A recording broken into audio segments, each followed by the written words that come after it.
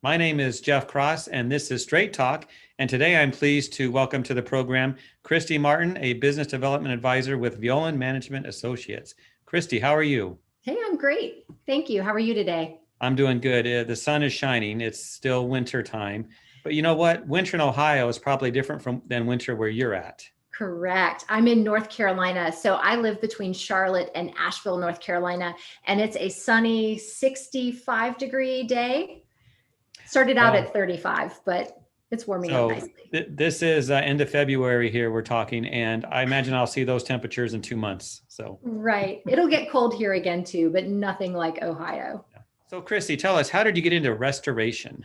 Well, I actually fell into this world by accident. A friend of mine applied for a job that she recommended me for. And so I wasn't really looking for anything at the time, but went ahead and talked with the manager. And it was such a positive and great fit. And I thought, well, I'll give it a shot. I owned a small business for 14 years and I received my real estate broker's license back in 2005.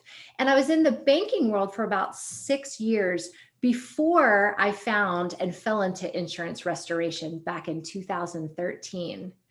And so once I joined their team on their business development side as their business development manager, I fell in love with the industry. I didn't expect that to happen. My whole life, I've been someone who builds relationships, I crunch numbers, and it was such a great fit for me because I realized what a privilege it is to be a part of somebody's life when sometimes it's their worst day.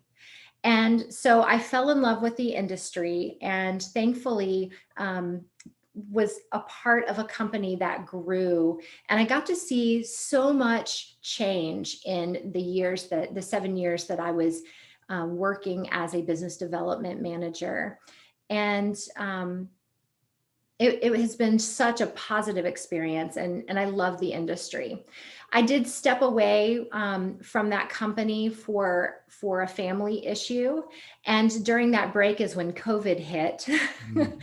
And so after that pause, I reconnected and reached out to Violand and the rest is history, I guess. Now you're part of the team. You know what you said earlier, you got into it by accident. I think that happens to a lot of people. How did Right. I get here? Well, Right. you know, Right. But it's the best thing that it's the best decision I've ever made because I love this industry. It allows me to use the relationship building, the people skills, but also the number crunching that I love to do as well. yeah. Okay, we have to go here, Christy. You're a woman in what they call a man's industry. Mhm. So tell us, what are some challenges that you faced over the years with that? Gosh, I mean, I feel like I have always chosen industries that are a man's world, and construction is definitely a man's world. And so being thought of or taken seriously has been my biggest challenge. And what I find is I work so hard to know what I know, to understand what I understand. I don't have that mentality of fake it till you make it.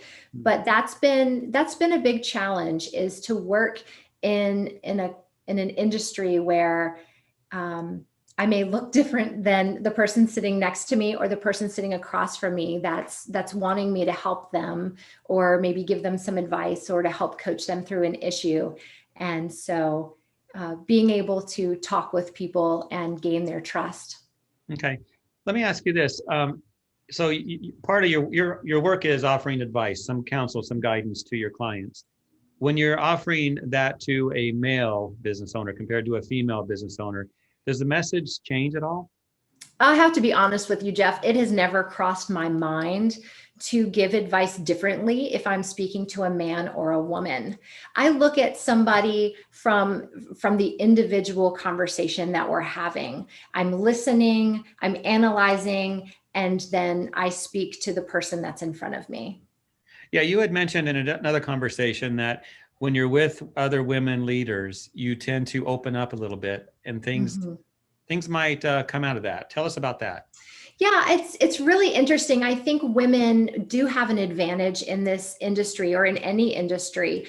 And I've noticed when we get together in a networking group, like such as the Violand Women's Summit, I've attended that for years. And to watch women get together without male counterparts in the room, there's so much more vulnerability there, and women seem to open up and share honest, true stories.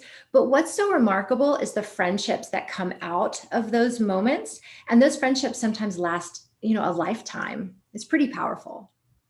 So Christy, let me ask you, when it comes to things you're seeing in the industry as far as trends or challenges or advice you might offer, what would you say? The trend that I'm noticing right now is I'm seeing a lot more handwritten notes, personalized videos in an email. I think people are craving that human connection, and that's what I'm seeing coming down the pipeline. We're tired of being treated like we're not human on the other end. And so I'm seeing a trend of bringing that human connection back into corresponding with a person on the other line. That's good to hear because we do need that connection, especially as we're separated right now, which hopefully that'll be over with soon. But Christie Martin, thank you so much for being with us today. And we'll see you at a future event, trade show, or somewhere down the road. Thanks for taking the time to speak with me. I really appreciate it. I'll see you soon.